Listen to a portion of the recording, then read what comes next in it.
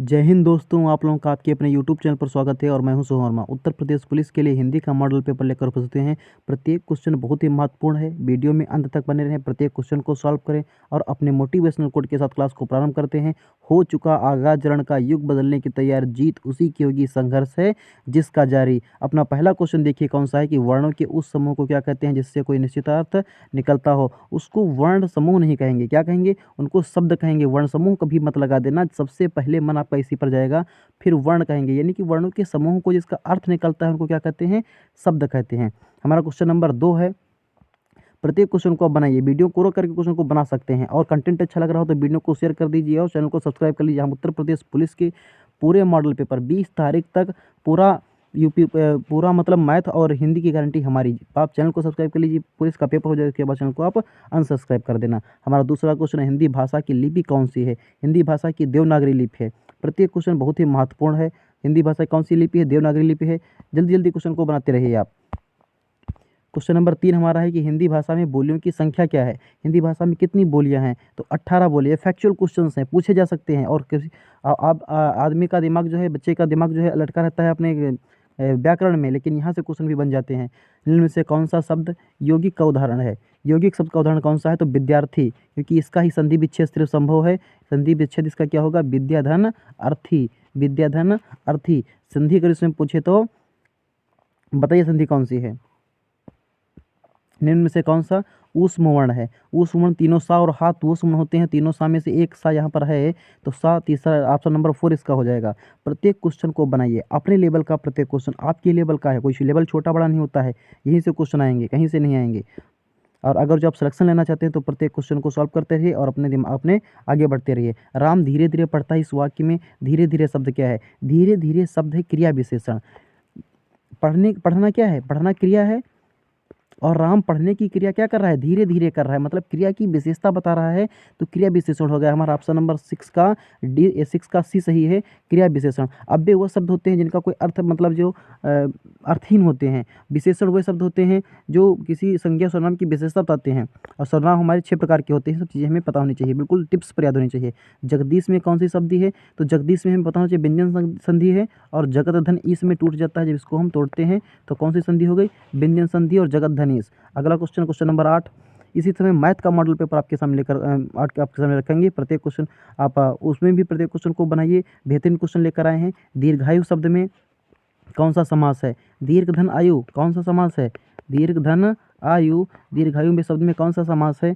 तो दीर्घ समास दीर्घायु में नहीं हो सकता है, क्योंकि कोई संख्यावाचक नहीं है। दीर्घायु में द्वंद्व नहीं हो सकता है। दीर्घायु में दीर्घ है जिसकी आयु, तो उसको बहुब्रीहि समास कहेंगे, दीर्घायु।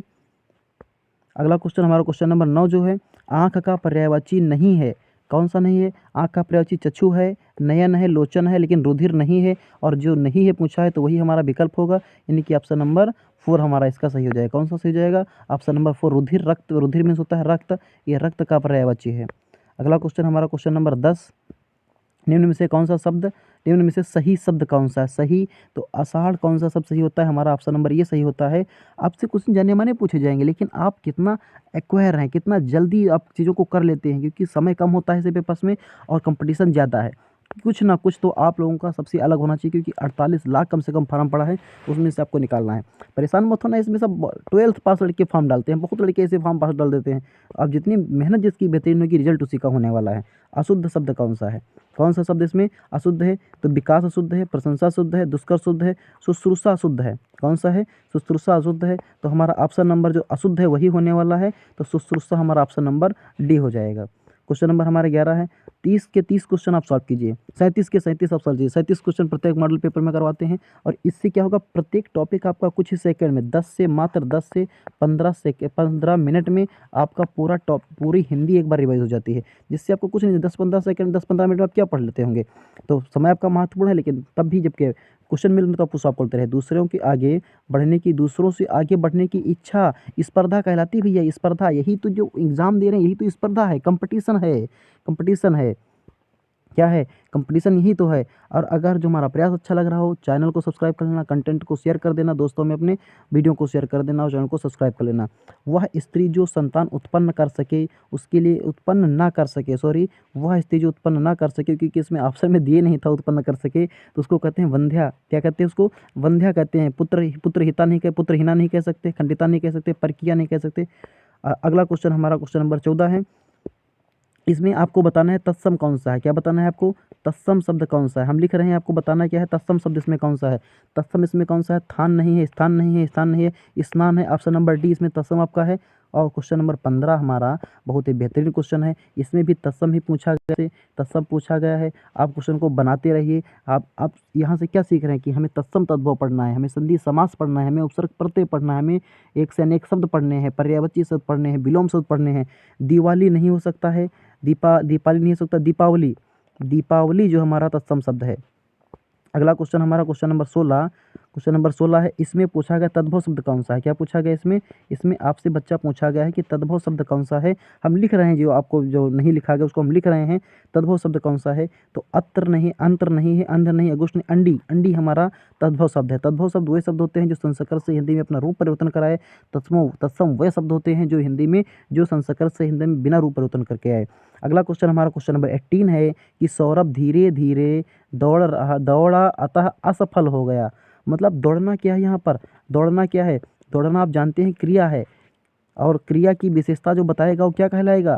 क्रिया विशेषण कहलाएगा। क्या कहलाएगा? क्रिया विशेषण कहलाएगा। ये क्वेश्चन इस प्रकार का आपको पहले भी करा चुके हैं, यानी कि आपको ये पता होना चाहिए था। Question number 18। और अगर जो आप यूपी पुलिस में सिलेक्शन लेना चाहते हैं तो ये प्रत्येक क्वेश्चन लगभग आपको तो पता ही होने चाहिए, क्योंकि हिंदी आपका सिलेक्शन लेकर कहीं ना कहीं आएगी। क्यों आएगी?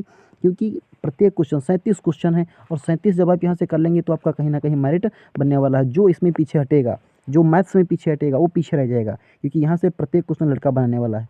विश्वजीत बड़ा डरपोक स्वभाव का व्यक्ति है। इस वाक्य में प्रविशेषण, प्रविशेषण क्या होते हैं? जो विशेषण की विशेषता बताते हैं, जो विशेषण की विशेषता बताते हैं, विशेषण की विशेषता बताने वाले शब्द प्रविशेषण कहलाते हैं। तो बड़ा जो है ये विशेषण डरपोक है, स्वभाव से डरपोक की विशेषण दिया गया है, और विशेषण की भी विशेषता बता रहा है। बड़ा, छोटा, ऐसे शब्द जो होते हैं ये प्रविशेषण कहलाते हैं। अगला क्वेश्चन क्वेश्चन नंबर 18। उम्मीद करते हैं क्लास अच्छी समय से समझ में आ रहा होगा, एंजॉय कर रहे होंगे क्लास को। सम्मति का संधि विच्छेद क्या होगा? तो सतधनमति आता है। क्या आता है? सतधनमति आता है। सन्मति, सनधन, सतधनमति नहीं थी, सॉरी, सनधनमति आता है। सत था दाधा ना, तो था दाधा ना, सतधनमति आता है। सतधन ऑप्शन नंबर बी हमारा राइट हो जाएगा। और अगला क्वेश्चन हमारा, 4 दिन की चांदनी फिर अंधेरी रात, मुहावरे का अर्थ होता है थोड़े समय का सुख होना। थोड़े समय का सुख होना अमावस्या की बात नहीं करेगा, घर को साफ सुथरा रखना, ऐसा कुछ नहीं है। अगला क्वेश्चन हमारा क्वेश्चन नंबर 21 जो है, सत्याग्रह शब्द का संधि विच्छेद कौन सा होगा?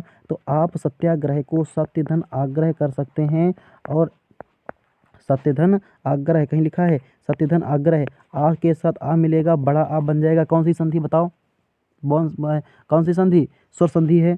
स्वर संधि में बताइए कौन सा भाग उसका, क्योंकि संधि के 5 भाग होते हैं। प्रयोग शब्द का उपसर्ग कौन सा है? तो इसको हम प्राधन योग में तोड़ सकते हैं। किसमें? प्राधन योग में तोड़ सकते हैं, प्रयोग बन जाता है। और इसके बाद याद रखना, आपको मैथ का मॉडल पेपर भी मिलेगा। मैथ्स में सोहर में सर्च करना, मैथ का मॉडल पेपर आपको मिल जाएगा। नजराना का प्रत्यय कौन सा है? नजर धन आना में नजराना टूट जाता है। किसमें?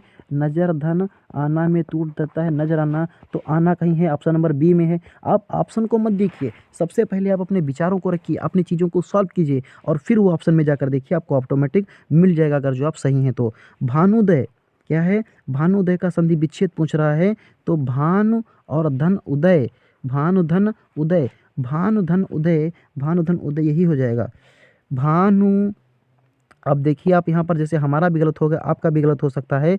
इसी प्रकार से आपको चीज़ों का ध्यान रखना। ये आप बड़ा वाला मात्रा लगेगा, क्योंकि भानु मीन्स होता है सूर्य, और भानु मीन्स होता है सूर्य, और सूर्य का उदय होना ही भानुदय कहलाता है। तो आपको इसे ऐसे याद रखना है कि जो टुकड़े हैं वो कैसे लिखे जाएंगे। तो प्रत्येक शब्द का अपना अपना मतलब होता है, संधि में टुकड़ों करने के बाद भी। और अंतरपट खुलना, अंतरपट खुलना का क्या अर्थ होता है? ज्ञान प्राप्त करना। ज्ञान प्राप्त करना स्वागत करना नहीं होता, भेद खुलना नहीं होता है, प्रेम करना नहीं होता है। अंतरपट खुलना ज्ञान प्राप्त करना होता है, जैसे कबीर दास जी के अंतर के पट खुल गए थे। अगला क्वेश्चन हमारा क्वेश्चन नंबर 26 है कि कान नाक का समास कौन सा है? दो शब्द हैं, दोनों का अपना-अपन पहचान है, अपनी-अपनी वरीयता है, यानी कि दोनों शब्द द्वंद्व समास में होते हैं। दोनों शब्द प्रधान हैं, प्रमुख हैं, अपनी-अपनी वरीयता रखते हैं, अपना-अपना नाम रखते हैं, तो द्वंद्व समास है। दोनों पद प्रधान होते हैं, द्वंद्व समास होता है। ऐसा कोई समास नहीं जिसमें दोनों पद द्वंद्व समास के अलावा। भाषा की सबसे छोटी इकाई क्या होती है? भाषा की सबसे छोटी इकाई वर्ण होती है, जो कि इसमें दे रखी है वर्ण होती है। वर्णों से शब्द बनते हैं और शब्दों से वाक्य बनते हैं। वाक्य भाषा की सबसे बड़ी इकाई होती है, लेकिन वर्णों का कोई अर्थ नहीं होता है। अर्थ के आधार पर भाषा की सबसे बड़ी सबसे छोटी इकाई, अर्थ के आधार पर भाषा की सबसे बड़ी सबसे छोटी इकाई क्या होती है? तो हमारी होती है शब्द। और भावार्थ के अनुसार अगर जो पूछ ले भाषा की सबसे बड़ी सबसे छोटी इकाई होती है तो वाक्य। अगला क्वेश्चन हमारा क्वेश्चन नंबर 28। प्रत्येक क्वेश्चन जो आपको ओरली बताते हैं वो भी आपके पास लिखा होना चाहिए, आपको रटा होना चाहिए, आपको पता होना चाहिए। संयुक्त को छोड़कर हिंदी में मूल वर्ण संख्या की है कितनी? 44 क्योंकि पूरे 49 होते हैं, 501 अक्षर होते हैं, तो कितना हो जाएगा? 44 + 5 = 49। आपको ये पता होना चाहिए। तो 44 होते हैं, सीधे आपको पता होना चाहिए। अगला क्वेश्चन आपका 29 नंबर क्वेश्चन, कवि शब्द की संज्ञा कौन सी है? तो कवि जातिवाचक में आ जाएगा। और मान लो किसी कवि का नाम लिख देता है, जैसे रविंद्रनाथ टैगोर लिख देता, अगर जो आपसे रविंद्रनाथ टैगोर, तो आप क्या लिखते? तो सीधे आप कर देते व्यक्तिवाचक। द्रव्यवाचक में आपका पदार्थों की बात करता है, भाववाचक में भाव की बात करता है, जो चीज़ें हमें दिखाई नहीं देती हैं उनकी बात करता है। हिंदी का क्रिया रूप किसके अनुसार बदलता है? हिंदी का क्रिया लिंग, वचन, पुरुष सभी के अनुसार बदलता है। एक आप प्रयोग करके देख लीजिए। जैसे जो लिखा है राम जाता है, कौन जाता है? राम जाता है। राम पुल्लिंग था तो जाता है, लेकिन जब आप बनाएंगे यहीं पर तो सीता जाती है, यानी कि लिंग के अनुसार पर क्रिया बदल गई। कैसे बदली? लिंग के अनुसार पर यहाँ पर क्रिया बदल गई। वचन के आधार पर भी क्रिया बदलती है, पुरुष के आधार पर भी क्रिया बदलती है। ये सभी हमारे ऑप्शन हो जाएंगे, राइट हो जाएंगे, यानी कि ऑप्शन नंबर डी हो जाएगा। अगला क्वेश्चन हमारा, तो ये हमारे क्वेश्चन सारे समाप्त हो गए। आज हम मैथ का भी मॉडल पेपर आपको प्रोवाइड करवाएंगे और प्लस हिंदी आप हमारे साथ सॉल्व कर रहे हैं। बाकी आप अपने नोट्स को रिवाइज करते रहिए। और यूपी पुलिस की क्या औकात है जो आपसे क्वेश्चन छूट कर चले जाए। हिंदी आपसे चैलेंज करते हैं, आप हिंदी पेपर देकर आना और फिर हमारे मॉडल पेपर से मिलाना कि आपको प्रत्येक क्वेश्चन मॉडल पेपर से ही मिलेगा। हम ये नहीं कहते हैं कि वही क्वेश्चन मिलेगा, लेकिन आपको उसी आधार पर सारे क्वेश्चन आपको मिलेंगे, गारंटी लेता हूँ। आप जाकर देख लेना, बहुत सारे क्वेश्चन आपको मैच भी कर सकते हैं। जो फैक्चुअली क्वेश्चन आपके मैच कर सकते हैं। और मैथ में भी जिस टाइप के करवाऊंगा उसी टाइप के क्वेश्चन आएंगे। हम शायद 3 या 4 मॉडल पेपर आपको दे चुके हैं और 18 फरवरी तक अभी कई मॉडल पेपर देने वाले हैं। तो यूपी पुलिस तक बच्चा हमारे चैनल को आप सब्सक्राइब कर लीजिए। चीज़ें आपको हम बहुत प्रोवाइड करवाने वाले, जितना आप पढ़ सकते हो, कितना आप पढ़ सकते हैं, बस आप अपने आप पर देखिए कितना पढ़ सकते हैं। इन चीज़ों के साथ अपनी वाणी को विराम देते हैं। जय हिंद दोस्तों, फिर अगली क्लास में मुलाकात होगी कहीं।